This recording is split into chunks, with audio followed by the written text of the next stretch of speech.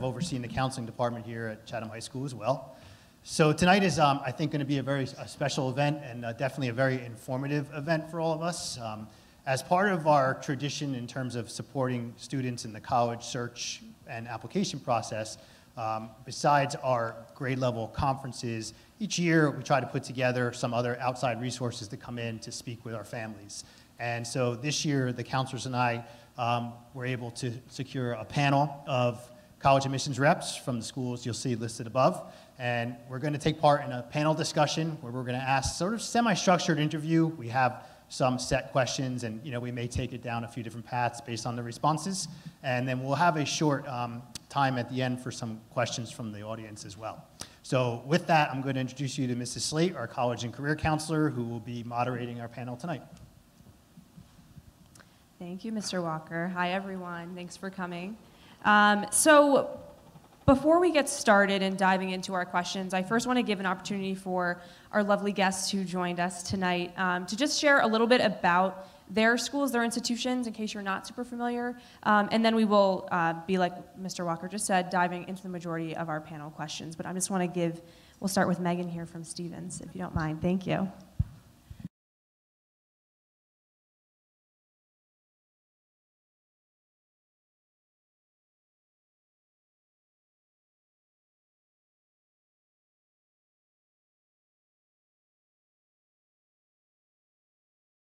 Math, science, business, as well as humanities. And one last thing just sort of that's important to know about us is given our location in Hoboken, right across the river from New York City, if you're interested in professional practice, we might be a good place for you. Lots of our students do cooperative education as well as internships, and we have a 96% placement rate after graduation. Hello, my name is Janika. I'm an admissions counselor at the College of New Jersey, or TCNJ for short. We're located about an hour and a half, not for me tonight, driving up here, but hour and a half south of here in Ewing, New Jersey. It's a suburban area. TCNJ has about 6,700 undergraduate students. We are a public liberal arts school at our core. We do offer a liberal learning curriculum, but we have over 50 plus majors in 7 different academic schools and also some pre-professional paths as well. All right, my name is Candace Duckworth. I'm the Regional Associate Director of Admissions for the University of Vermont. Being regional means I live here. I don't live in Vermont. I live here in the New Jersey and Pennsylvania areas to be a resource for students. The University of Vermont, we are the state university in Burlington, Vermont, up on Lake Champlain, so it's about a 5-hour drive from here. We are a medium-sized university. We have just over 10,000 undergraduate students and about 3,000 additional graduate students and our medical school students. I think we have more than 100 different majors and 7 different schools and colleges, ranging from traditional arts and sciences to nursing, engineering, and environmental sciences is really popular with us as well. Good evening, everyone. My name is Anna Carbone. I'm an admission counselor at Marist College, also a fairly recent alum of Marist. I graduated in 2016. Marist is a private liberal arts college located in Poughkeepsie, New York, so we're just about 90 minutes north of the New York City area. We have just over 5,000 undergraduate students and just under 1,000 graduate students, and all of our undergraduate programs are separated into 6 different academic schools, being that we're liberal arts, meaning that we have several different programs in many different disciplines, and that your education is pretty holistic and well-rounded. So you're taking courses in a handful of different things regardless of what your major is. Some programs that you may be familiar with of ours that are pretty specialized and popular: computer science and technology, fashion merchandising, and the sciences. Thank you. My name is Dana Hassel. I am the New Jersey Enrollment Services Manager, which is a fancy way of saying admissions counselor. I'm also a regional representative. I live here in New Jersey representing the University of Pittsburgh. I am also a 2-time alum of the university. I am a Pittsburgh native. I've been here myself about 20 years. My area is the entire state of New Jersey. University of Pittsburgh is about 6 hours drive from from here. We have about 30,000 students. 20,000 are actually at the Pittsburgh campus. We have 4 other regional campuses, all located in the western part of the state of Pennsylvania. So we have over 100 different majors for students to choose from, and we have several different areas where students can actually concentrate to start as freshmen in the pre-professional and the liberal arts area as well. We are a 4-year institution, more or less on the large side, but we have the honor of calling ourselves a small field so that students are not lost in the shuffle. Thank you. Awesome, thank you, ladies. So for our first questions, just to get started, I think we're going to keep it pretty general in the beginning, opening here. So if anyone could speak to what are some current trends in college admissions, as we know this is a field that is ever changing and changing pretty much almost on a daily basis. So for those in the audience that might be new or maybe haven't gone through the process in a while, if anyone could speak to what are some current trends that you are seeing in the admissions process? Everyone's polite on the first one. I think a general sense that we can probably agree with, and you guys might even feel already, is that everything seems to be early, right? Yeah. Everything is early. The timelines of college admissions have definitely shifted in the last few years, partly due to the FAFSA, the financial aid form, being available in October instead of January, and that kind of makes everything feel condensed and rushed, and you hear early decision and early action and all these different deadlines that seem to be like as soon as your senior year starts. That's definitely a pressure I think that we can all feel kind of in the atmosphere of college admissions. But don't stress yourselves out about that. Don't worry about it. There are deadlines, but they will come and they happen, and we are here to help you kind of throughout that whole process and not make you feel so stressed and rushed. That, for sure. That was going to be my answer too. So I'll just expand on it a little bit, kind of what you were saying about there's early decision, early action, regular decision. With all these early timelines that different schools have, it's important to understand what those are. I feel like there's even more vocabulary that's being added.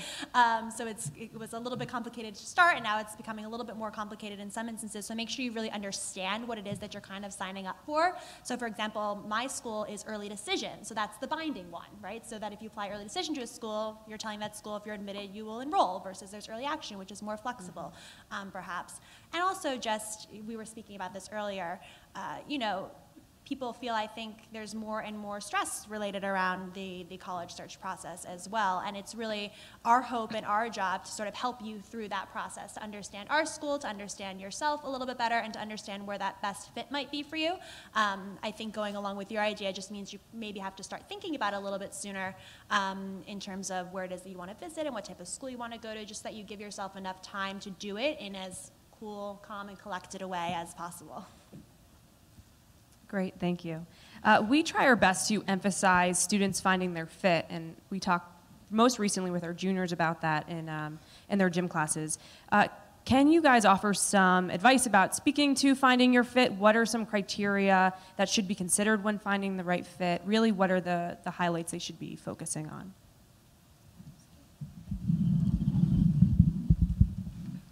One of the things that we also talk to students about in terms of getting to know themselves, knowing what you like as much as what you don't like, and there are so many different opportunities at different schools, but looking at the support services out of a school, asking questions, talking to people, not only the tour guide that you may have or the admissions counselor that may be there, but actual students who are actually walking around getting the real deal about how they like the institution and what made them come there.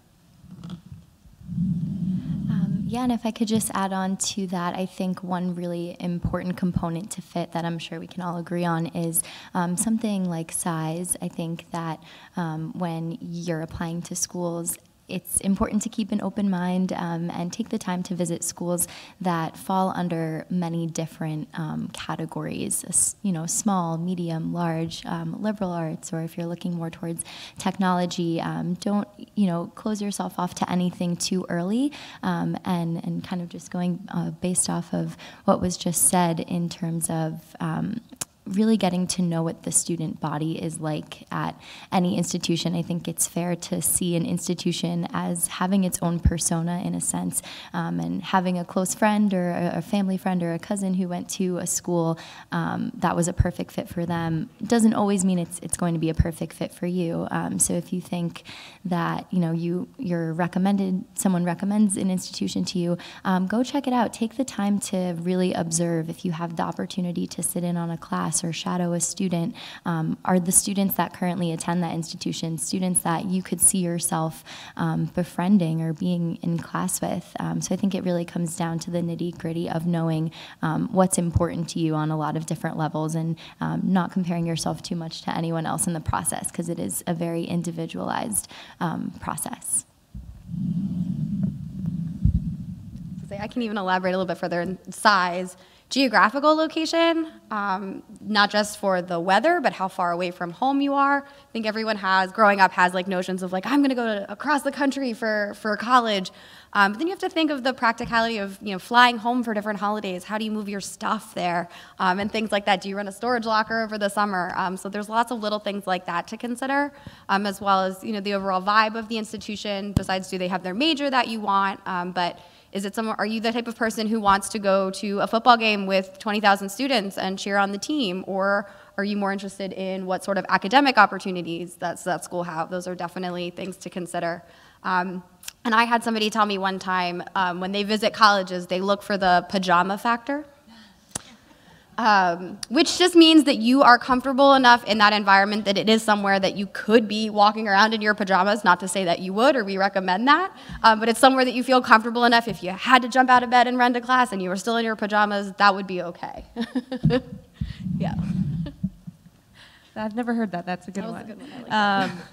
So, kind of jumping into the college prep portion, how much emphasis, do you find that as admission counselors you're placing on curriculum rigor? That's a conversation we have a lot about, not only making sure that fit is a good, geographical, personal, social, but also a good academic fit. And generally speaking, the courses you're taking in high school kind of predicate that. So if anyone could speak to that, the emphasis placed on the curriculum rigor, that would be great.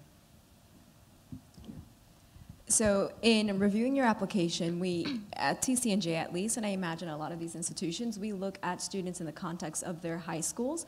We never want to compare one student in one high school to another, as the resources are going to be different from one school to the next. The courses offered at one school to the next are going to differ as well. So in looking at your transcript, we want to see what is offered at your school, which is provided for us in a school profile that we receive with your transcripts. What courses, what level of those courses, the honors, the advanced placement, IB, whatever the case may be, that's offered at that school, and how you as a student has chosen to challenge yourself within that environment. By all means, we don't want to see that every student has taken every honors or advanced placement course at that school, but on the contrary, we want to see that students are choosing to challenge themselves, and it's all a balancing act. What are you able to do, you personally able to do?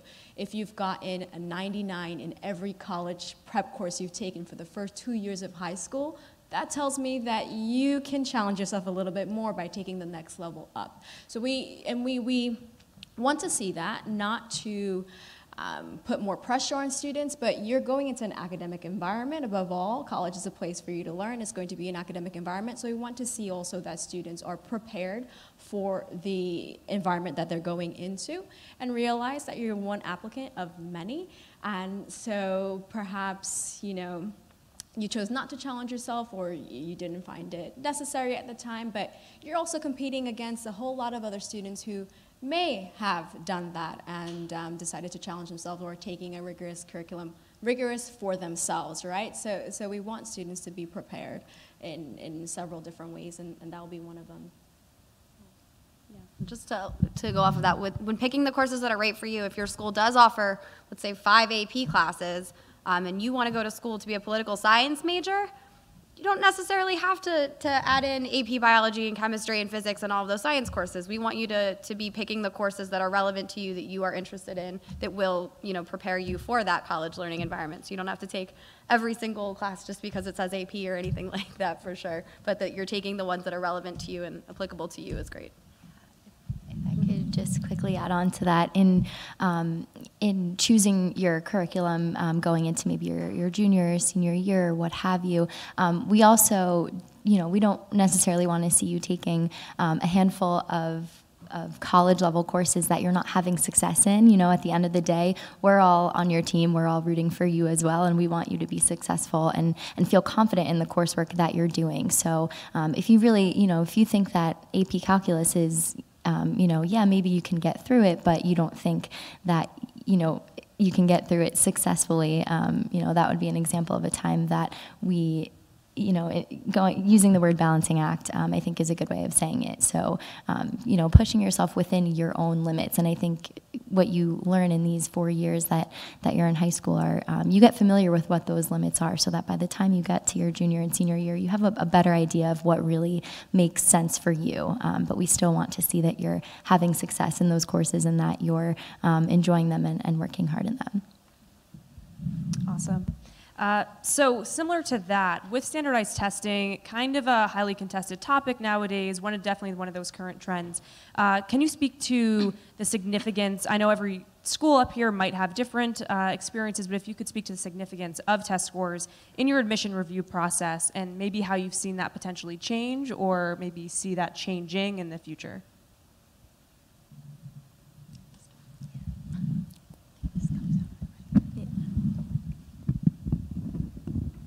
We'll just leave that for now. Okay, give it a yank. Okay, thank you. One of the things with test scores, especially if the students are trying to decide whether it's the ACT or the SAT, and with our institution, we are either one. We look to the student to fill whatever test is more comfortable for them.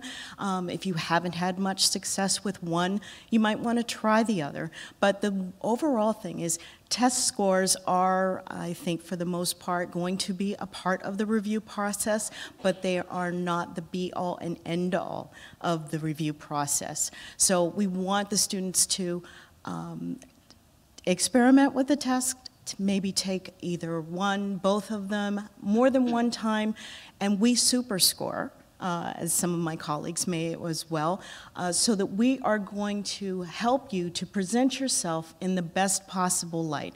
So we'll take the highest math score, highest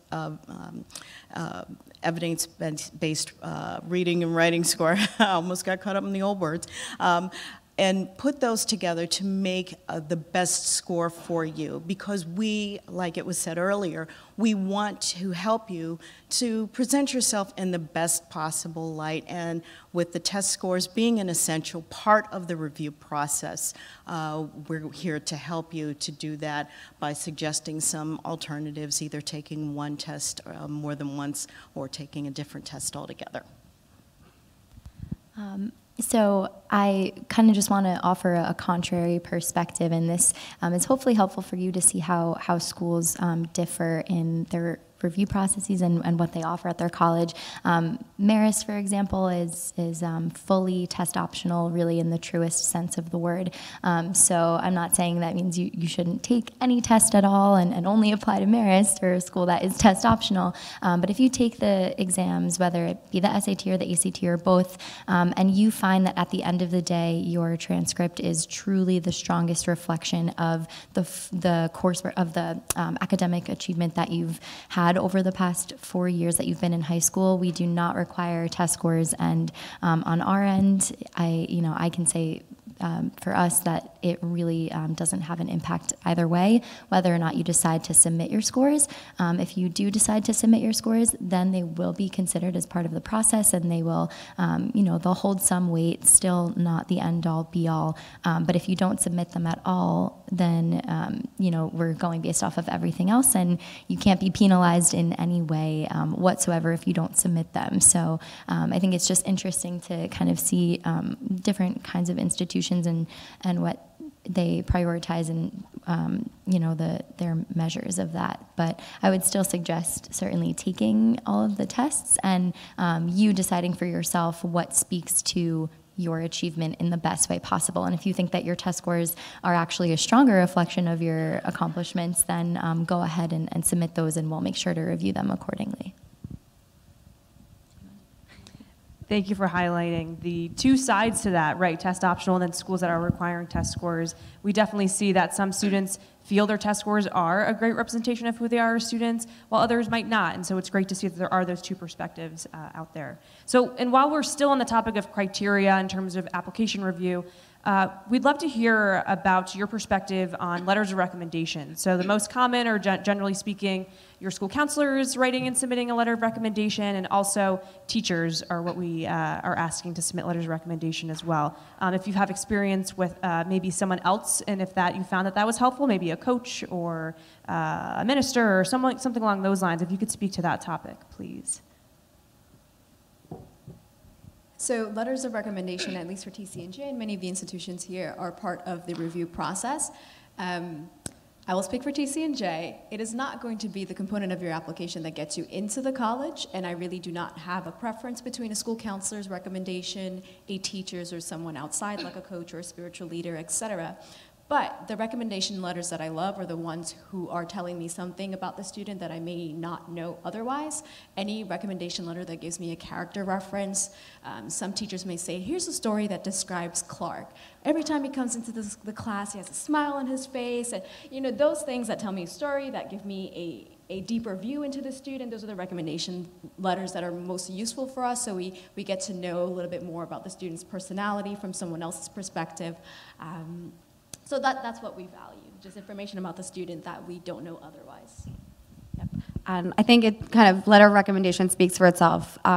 You're going to ask somebody to write you a letter of recommendation, so you're probably going to pick somebody who you already know is going to say really great things about you, for what it's worth, right? I can't say that I've ever, maybe except for once or twice, read a recommendation letter where somebody did not necessarily recommend a student for admission. They've all been pretty positive overall. But to emphasize that, yeah, if the counselor can speak, maybe they know something about your family background or a particular challenge that you faced, and can give us a little more insight, that's always very helpful. But to hear from the teachers or the coaches or whomever it might be that's going to speak well on your behalf, that's just the purpose of that letter of recommendation.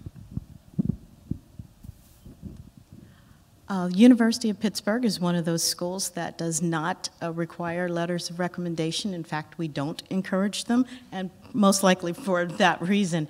But what we do like to hear, and we may touch on it at a different point, but are the words from the student in the essay. So in essence, the student is writing their own letter of recommendation for themselves through the essay. But the formal letters of recommendation, if they are received, they are certainly part of the application process, and they will be read and reviewed as part of the application, but it is not used in the determination of the admissions decision for us. So just another side of that coin as well. Dana, thank you for that wonderful transition. We were going to talk about essays now. So obviously we're seeing that schools are placing emphasis on the college essay. Can you speak to maybe some do's or don'ts? Maybe some great topics you've heard of before, maybe the common topics you've read way too much, maybe even today. If you could just shine some light on that, that'd be great. Okay, I'll just finish. So with the essay, that again is the opportunity for you, the student, to tell us about you, something that's not evident in any of the grades or anything else that we can already see. This is your time for your voice to come across. Just the other day, I read an essay. It was funny. The student put his own personality into it, and I actually laughed out loud. And those are the types of things that are going to resonate with the admissions counselor. You don't have to necessarily speak to your volunteer experience unless it's something that we're not used to hearing. You want to have a unique perspective with that essay because so many are getting read. What makes yours stand out? What makes you stand out? And here is your opportunity to do that. Especially if there was something in particular with the test scores or your grades, here's your opportunity. Let us know. And write the essay from your heart, be genuine, be yourself. I was going to say the same thing, where you only have so many pieces to your application, right? There's the transcript, there's the test scores, the letters of recommendation. So where is that hole, where is that gap that you want to share? And when you're thinking about those things that you want to share, like, think about the ordinary things. It doesn't have to be the extraordinary things. You know, when I wrote my college essay on my siblings, and I got into college, and that's not like the most, you know, epic topic in the world, but it was special to me, and it was something that I wanted to share with the people who were reading my application. So think about the everyday things. It doesn't have to be something extraordinary. You know, it doesn't have to be a hardship you face. We don't hope for those things in the essays that we read. If something has occurred and you want to share that with us, you can certainly do that, but there's such a wide range of topics, and I never open up an application and say, you know, if this essay isn't about that career-ending soccer injury junior year, I'm not going to read the rest of the file. We're entirely open to whatever it is that you want to share with us, and we want you to think about whatever it is that you want to write, not what we want to hear, because we don't have any expectation of that. I just wanted to say about the siblings essay, I could share with you a great example. A student wrote her essay, and throughout the whole essay, she's saying how she's her parents' favorite daughter, and she uses that line over and over, favorite daughter, always the favorite daughter, always the favorite daughter, right? And she goes to the essay and there's nothing extraordinary about this essay, but she always has that phrase, being the favorite daughter, because she does this, because she does that, because she does that. And the final line is, sucks for, she didn't say sucks, but it's she said, my poor brother, all he has in terms of a phrase is the phrase of being my parents' favorite son. So all this time I'm thinking, oh, the parents have a favorite kid. No, she's just the only daughter, and she has an only, so something like that. It was a very simple essay. She was just talking about her life of being a daughter to her parents, and she had that spin at the end about putting in that her brother is only the favorite son. So things like that, the ordinary really, really do catch us in little spins or twists in the essays like that. They make us smile. Yeah, and if I could just add, definitely agree with what's been set up here. Don't strive too hard to find that one extraordinary moment that you've had in your life, and then, make it dramatized in a way, that maybe it wasn't I guess for the effect of the essay. Don't reach too far. Things, you've had 17, 18 years of life, and the things that might not be life-altering are still interesting. You're still interesting people, so, you can think out of the box by thinking a little smaller scale like that. But one thing that I just want to mention before we move on to the next topic, it's really important to probably more than anything, just proofread that essay over and over again. You are just, you're applying to academic institutions, so of course we use the essay as a narrative to learn more about you. Absolutely, that is the most important piece of it. But at the end of the day, it is also a piece of your writing, and you're applying to a college where you'll probably do a lot of writing, so capitalize your I's, put your commas in the right place, things that just show that you've gone the extra mile, and checked your application over a couple of times, just to be meticulous, and have a second pair of eyes on that essay. That's something that really stands out to me personally. Just to wrap up and jump off of that, I have heard that a lot of students are typing their essay preliminarily on their phone as a note sometimes.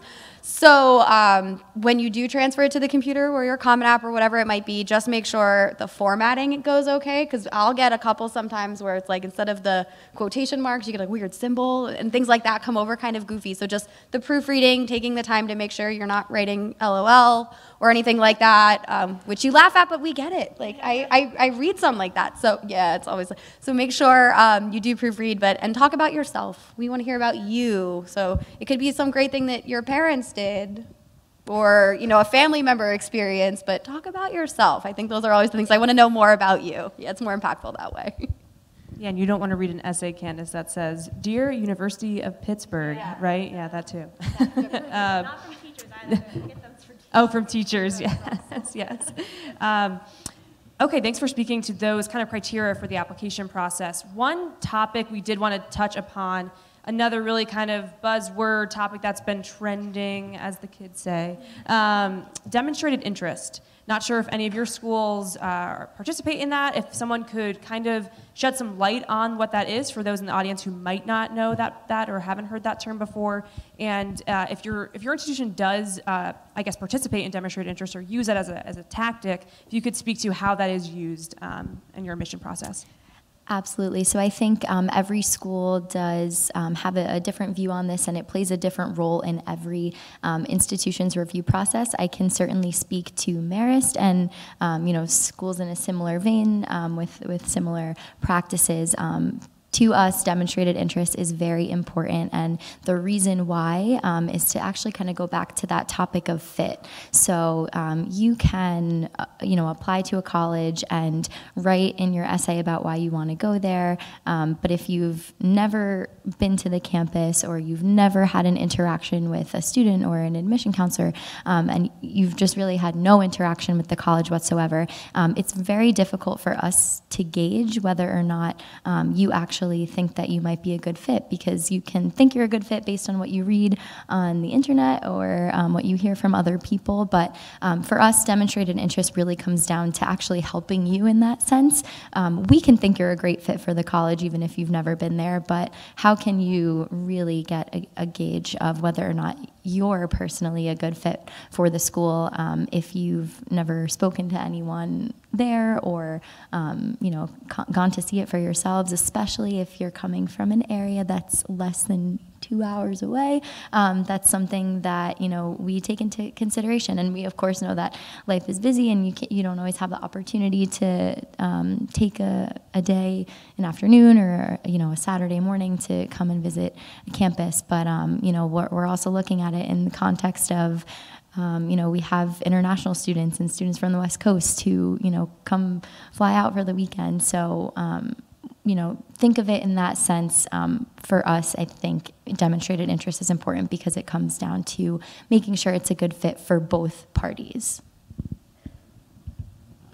Yeah, if the school looks at demonstrated interest, it's typically a smaller school. I don't want to speak for you, but University of Pittsburgh might not look at demonstrated interest given the number of applications you get. It kind of could vary from school to school, but also keep in mind sort of like what is good demonstrated interest. That doesn't mean you need to email your admissions counselor every day with every update that you've had that particular morning. We certainly want to hear from you. We want you to come to campus, but think about it in moderation too, because also too, you should be looking at lots of different schools and getting lots of different perspectives in that regard. So that's just another sort of piece to the demonstrated interest. And also, it won't be kind of what we've talked about with everything. It's not the thing that gets you in or out at a particular institution. If academically we don't, it doesn't seem as though it will be a good fit, visiting the school 10 times is not going to result in an offer of admission, and vice versa. A student may never come to our campus and they seem really qualified to be there, and they will be offered admission. So it's just another factor that we can consider in our review process. And as you mentioned, really a lot of this should also be looked at for the benefit of you. Coming to our campus benefits you greatly. Speaking with us, asking us meaningful questions that you can't just get off the website, benefits you through the process. So think about it that way as well. In that same vein, so a way to show demonstrated interest would be the campus visit, as you've highlighted. What are some important aspects that you should focus on your campus visit? So we all can Google top 10 questions to ask on a campus visit. What are some things that you can't find on Google that you guys would highlight as elements to really consider when you're actually on campus? Yeah. I would say just talking to multiple people, not just your tour guide, but stopping somebody who has a second and we'll talk to you, and just seeing the student experience, because sometimes structured admissions events leave out a lot of the bulk of the student population because we are so busy taking you to an information session or showing you a tour or highlighting this new building. You don't get that student side as often. So taking the time to kind of go and see that student experience. So if that means visiting a school more than once in different formats, so going for a big open house, going for an individual visit, going when school's in session is also pretty important versus in the summer when there might not be as many students. Those are definitely some good things to consider when visiting a school. And eat the food. That's always my thing. Try the food out here. If you're going to be eating there for 4 years, the food is very important. And if you have the opportunity as well while you're on campus for that campus visit, that tour, if it is during the week when classes are in session, see if it's a possibility to sit in on a class. At TCNJ, the departments welcome that. We in admissions wouldn't necessarily coordinate that, but we could certainly put you in contact with the chair of the department. If you have extra time, sometimes it's not feasible for you to visit a campus multiple times, so to use that opportunity and kind of get a lot of things done or several key things done would be great. So actually sitting in on a class and seeing what the classroom environment is like. If it is smaller in size or bigger, how can you handle an auditorium type classroom as opposed to a classroom much like the ones that you're sitting in? Are the students interacting with the faculty members, which means that that's something that you would be doing if you were at that school too, having the opportunity to interact with the faculty members. So that's something else I would say, and see what events are happening on that campus that day too. Sometimes there are plays or sporting events, there are guest speakers coming, and oftentimes those are open to the public. So check out what is happening outside of the admissions arena on the campus too, again, just to get that feel. College is going to be a community. It's going to be a community for 4 years or however long you spend there. So think of all the things that make a community and see if you can get bits and pieces of that while you are visiting that campus.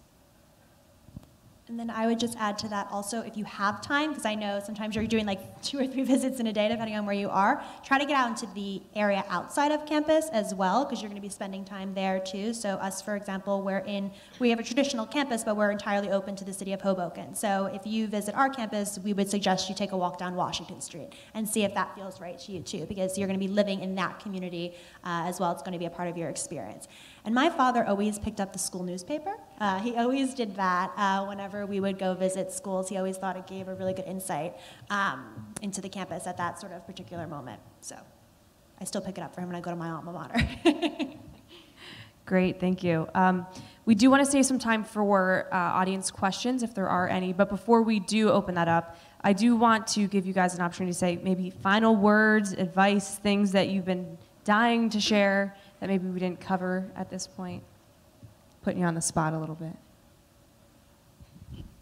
I think my most important piece of advice is to just take a breather and remember that if you want to go to college, whatever that looks like for you, you can achieve that and you'll end up where you're supposed to be. So do all the things that you need to do to feel comfortable about the process. If you feel like you need to visit a couple of schools more than once, or you need to speak to someone, a current student on the campus, or whatever you need to do to really make the right kind of a list for yourself. But once you've done everything that you can do, just know that everything will kind of take care of itself. You've worked really hard over the past 4 years and beyond, and that's going to play out. That's going to be awarded, and it's going to be the way it's supposed to be. So just make sure that you're doing all that you feel that you need to do to be comfortable handing off that application, and then know that you'll be where you will be most successful. And just going off of that, there are so many factors in this process that you can't control. You have no control over who else is applying, all of this, your background, you are who you are, and you bring to the table what it is that you have. So try to focus on those things that you can control, the day-to-day in the classes, the effort that you're putting into your academics, who you're choosing to write your letters of recommendation, having meaningful conversations with those people so that they can advocate for you appropriately, visiting schools, coming up with a list that's appropriate for you. Those are things that you can control. And then, as you said, if you do all of that and then you send it out into the universe, it will come back to you, and you will have a place to be, and you're 50% of the equation when you go to that school, right? Even if you get into the best school as defined by whatever ranking or whatever, if you don't go to that place and you don't give that part of yourself and get involved and be engaged and try hard in all your classes and join clubs and organizations, it's not going to be the best experience for you. So control what you can control and do not worry about the rest, because there's really nothing to do about that. And I would say outside of the scope of demonstrated interest, do not hesitate to contact your admissions counselor. That is our job. Our job is here to help you. We're not just scary people who make decisions on your application and reject people all day. We are here to answer your questions, to put you in contact with the right person, because you can only get so much off of the website, whatever it might be. We are here to help you, so do not hesitate to reach out to us. And students, feel empowered by this process and take charge of this process. You are going to be adults, 18 years old, and at that point, your parents cannot call the College of New Jersey to ask us about your grades or ask us how you're doing. There are laws against that. It is illegal for us to share that information, so we never want to negate the importance of parents in this process. You play such a huge part, but we want the students also to feel empowered and to take charge, to ask questions. You know, I love when a student calls in the office to ask about, hey, why was this decision the way it was, or did you get these documents? On the contrary, when my associate director always, you know, pokes fun at this, but sometimes parents might be on the phone and said, we submitted the common application, or sometimes that mom or dad will say, I submitted the common application. That's a no. The student should be doing that process. I read a student's application the other day, and in the additional information section, which is part of the common application, that whole section was written in the third person, and I thought the student was being cheeky, but it really was someone else who filled out that additional information section for the student. So we want you to be leading that process, and certainly lean on your parents for help, but for the things that you can ask about, please do. We absolutely love to speak with you and to communicate with you via email. And the parents, you could ask questions too, absolutely, please ask questions. But do encourage your students as well sometimes to take charge, because they will be in control of everything, or they should be in control of everything once they get to college. So we want to start them off now so that once they get there, they're not totally at a loss or unable to do for themselves. And I just quickly wanted to just jump on one thing behind that. Is when you are at school, this is probably the one time in your life where you can make a, quote, mistake, and 15 weeks later, you get to start all over again. So be open to new experiences, be open to trying new things, and just enjoy the time that you have there, and enjoy the time searching for a college with your folks. This is probably, I'm speaking to the parents right now, this is probably one of those last bonding opportunities you're gonna have before you let them go wherever they go. Have fun with this. You know, we have some of our best family stories when we get together about what we did. Remember when we went to that one school and they had this, that, and the other? Those are the things that make this not so much a check-off list, but, you know, just something that you can hold on to after they're gone off on their way. But keep an open mind with everything and enjoy the process. Excellent points. Thank you so much. So with the time that we do have left, I do want to open it up to audience questions, if anyone has any. I have a question. Yes. It's about rigor of the course. Wow. Ta-da! Rigor of the course list. Let's say you're a junior, you decide to take honors math. You do okay. Let's say you end the year with a B, but you know that honors, that senior level honors, maybe it's, you know, 3 times as hard as the junior level honors, and you decide that you want to go back to regular. How much is that frowned upon? So just in case you didn't get to hear that, you enunciated great though. For folks that are potentially in a honors level course at this point and they're finding that maybe it's not the perfect fit for them and they might be going back down to what you would say the next level backwards, for lack of better words, how does that look and how does that kind of contribute to telling the story of the applicant? When we typically will get your transcript when we're reviewing your application, we are looking at freshman, sophomore, and junior year. We typically see what courses are in progress for senior year. So in this particular situation, unless you were going to be a math major or something very math heavy like nursing or engineering that maybe had a specific requirement for a certain level of math, or the, you know, the course, if it's that you need at least a year past pre-calc or calc or whatever it might be, that would be a very specific instance. But I think if maybe, let's say you wanted to go and be an English major, that's not the be-all, end-all, for us at least. Ironically, I had a situation like that. The student in our case just let us know.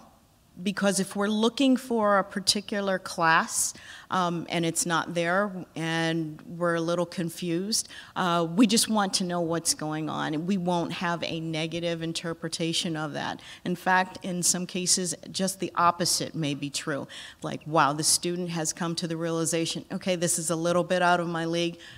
It's saying to us, the student is learning about themselves and where their limitations are or where they feel that their limitations are, and we can help them work with that. But just simply letting us know is just fine.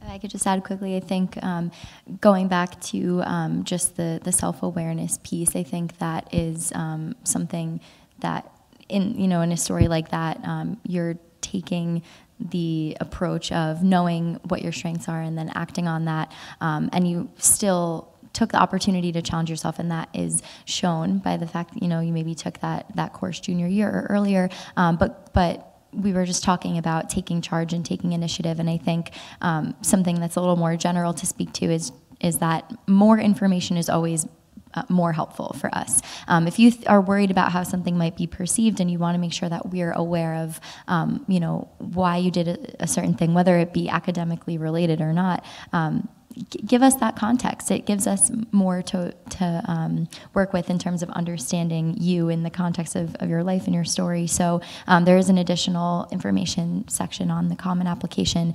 Anything you feel didn't fit into a certain category, like your clubs and organizations that you're involved in or academics, make sure that you're taking the opportunity to take charge of that story, and it's definitely showing that you're conscientious in elaborating on anything that you're worried might be perceived not in the way that you hoped. So more information is always better for us. Any other questions? Yes.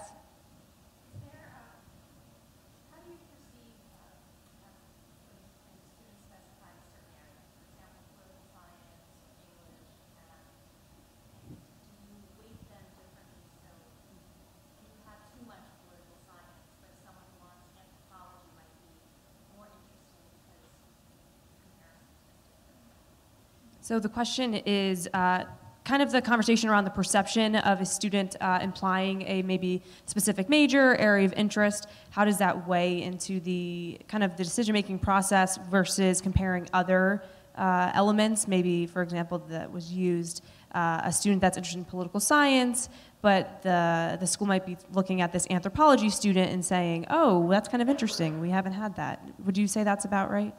Okay. So at TCNJ at least, students applying to the college need to select a major for us because we are an enrollment management institution. That's just a fancy way of saying we have a set amount of seats in each of our academic programs. That's not dictated by admissions. It's dictated by the departments themselves. They'll say this year we have 32 seats in computer science or 120 seats in biology.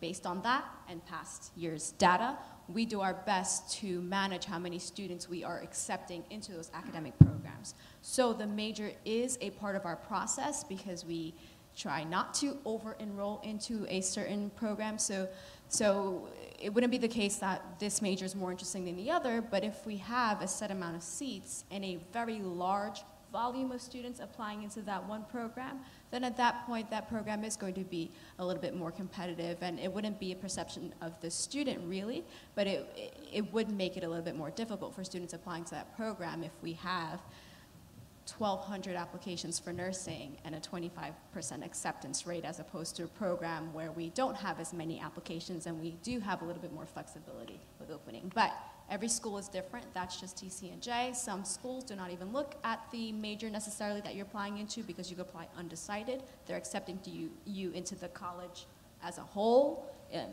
apart from the major, but for us, we accept directly into a major. So because you touched on schools that take that approach, at Marist we do enroll a large population of our freshman class as undecided. It is, traditionally a more liberal arts approach, but we are not a program application-based school, with the exception of a few. Our fashion and studio art programs are application-based, but aside from that, once you're admitted to the college, you are essentially admitted to all of the programs that we offer, because we're looking for students who are well-rounded from the get-go. So that means we feel that if you are admissible to Marist, you can be successful in all of the programs that we offer, and that also means that you can change your mind if need be prior to the end of your sophomore year. I'm not saying that it's totally disregarded if you, for example, indicate that you're interested in majoring in athletic training, and you are, your application is sports. We know you are like a 3-season athlete and you play every sport under the sun and you love sports, but you're really struggling in your science courses. Athletic training is a science program before anything else, right? So that's something that we would take into consideration. Again, because we're all on your side and we want you to be successful once you get to the college. So, it's not something that's completely disregarded, but, it's for us just to offer, a different perspective. We feel like if you are, strong in all across the board, then you'll do the same when you come to Marist. Just to add another point to that, we are a school that you have to apply to a particular major. You have a first choice and a second choice. You're admitted to that major. Being a predominantly engineering school, that's necessary to start in the appropriate curriculum.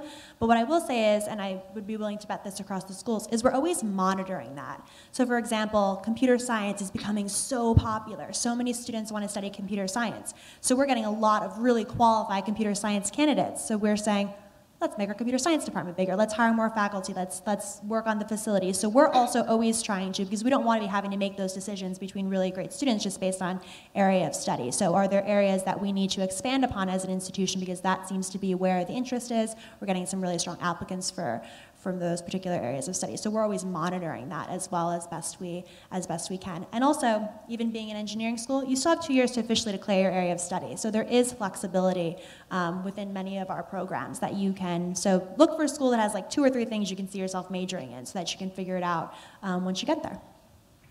Excellent points. It sounds like that would be a very good question to ask on a tour to see if because it obviously varies by school, to see if that is a factor in that admission process. So great points.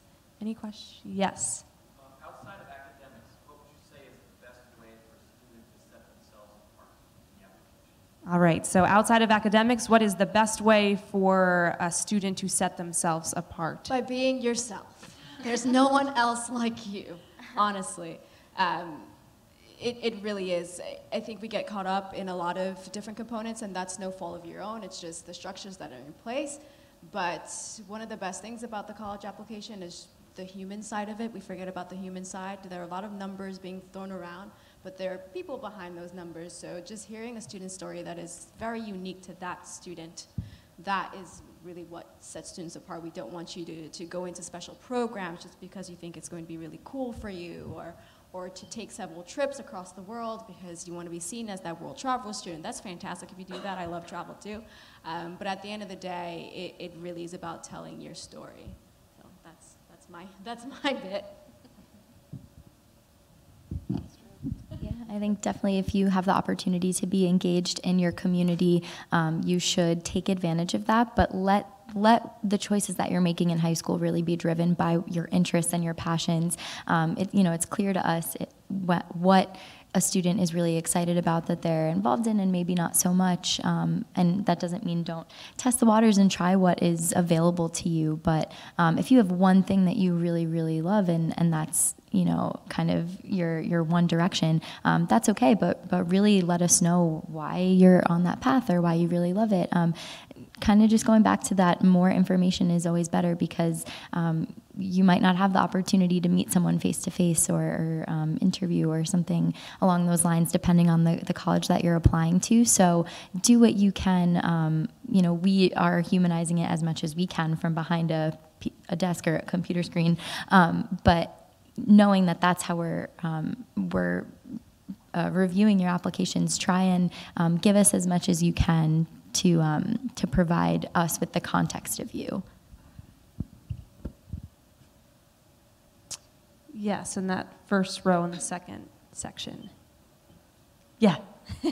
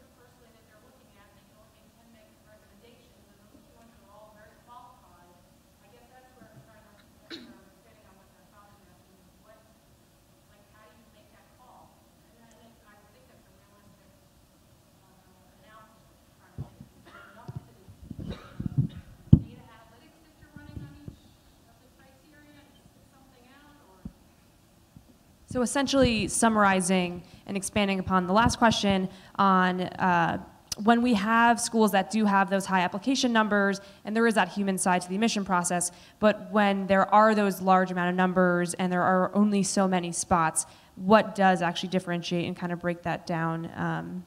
Hopefully I kind of succinctly summed that up, but we'll make sure we get that question answered. I'm not sure about every school here, but we never have one particular person making the decision. It's usually a group effort. So if I'm reading an application, I'm reading it, I'm taking notes, I'm making a recommendation, but then it's going to the next person who's going to do the same thing. And then it's going to the committee who's going to discuss it as a whole. So it's going through multiple different channels, getting a lot of different perspectives. So there's no just like yes, no kind of funnel happening. And as much as we're making those kind of individual recommendations or decisions, it's all also happening in the framework of the institution. So, the administrators or the board or whoever it might be have particular goals that we are given, that we are told we can do X, Y, and Z. So we're all trying to work within that framework as much as, and craft a whole class versus just individuals coming in, because we're kind of contributing to that community and growing it as a whole, so you're kind of looking at it from all sides. So there's unfortunately no like easy yes, no, right, wrong kind of answer. It's always just a very fluid, kind of subjective moving process. But I will say that, and I guess this is probably what you're hoping to hear, in cases, I will say for TCNJ, by the way, we don't really have a committee. I will make a decision on an application. There are checks and balances through my associate director and executive director. They will look at our decisions at the end, but our counselors work individually in my office, in our office. And if it comes down to your point where there are majors that are very competitive, the academics are going to be the most important part. So at least in the initial review process, the students who are strongest academically are going to be the ones that will likely be offered those seats. And in addition to looking at all the other components of the application, because we do read everything to date, I have read over 1,000 applications since November, and I have read all of those applications, and so we do look at everything. So, but at the end of the day, we're looking at the students who are, for those very, very competitive majors, the ones who are the most academically prepared for those competitive majors. With the same thought in mind, with the University of Pittsburgh, we also have a committee, and so I've not quite 1,000, I'm just shy of that right now. But in terms of reviewing those applications, and not to sound hypocritical, but earlier when we spoke, we talked about everything's earlier.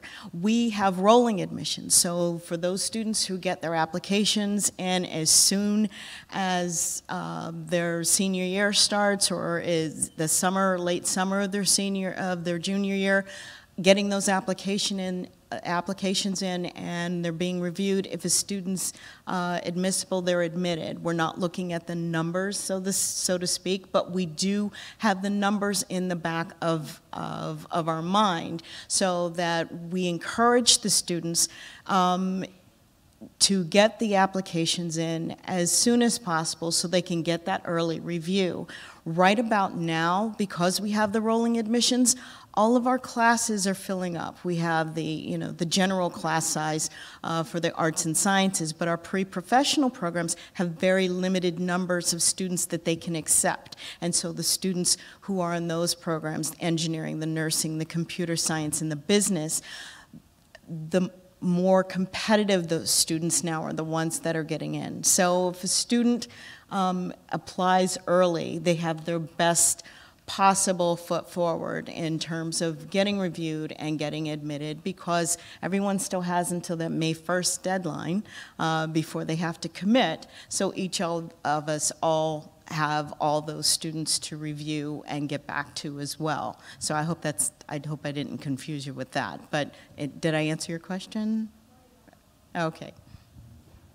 All right, well, in the interest of time and given that it's late in the evening and we have our guests that will need to get you back to your respective institutions and homes, we are going to be wrapping up. If you do have any questions, though, I'm happy to answer some for you at the end when we wrap up. But just want to thank you, ladies, for providing your insight, sharing your wisdom and advice. We really appreciate your time. So thank you. Great night, everyone.